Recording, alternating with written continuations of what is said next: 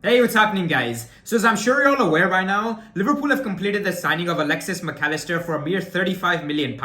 That could rise to £55 million if certain clauses are met, but represents a bargain nonetheless. Given Liverpool need a complete revamp in midfield, it's brilliant for them to get a player in that position through the door before the window is even officially opened. Now, before I get into exactly what he offers on the pitch, here's a bit of background about the lad which you might not know about. First and foremost, he's of Scottish and Irish descent, which explains his British-sounding surname, something I found to be peculiar when I initially found out he was from Argentina. Secondly, he's had a meteoric rise over these last couple of years despite having a slow and steady start to his career. After coming through Argentinos Juniors' academy, he helped them gain promotion from the second division as an 18-year-old and continued to impress before garnering the attention of Brighton's scouting network, who snapped him up without a moment's hesitation in 2018 and loaned him back to his boyhood club, a move they make with the majority of their young incomings. He did well enough for the biggest club in the country in Boca Juniors to get him on board, and that happened to be the year they also went on to win the title, which suggests that wherever this fella goes, he turns out to be a bit of a good luck charm. Thirdly, and this is going to be music to the ears of Liverpool supporters, he was Brighton's top goal scorer in what was their greatest ever top flight season, which is of significance given the burden that's been placed upon the front three to deliver the goods in the final third. Now moving on to his style of play, the guy is versatile beyond belief. He started off as a 10 but has excelled in a slightly deeper role in recent times, which means he can also operate as a 6 or 8 and offer plenty of tactical options for the coaching staff.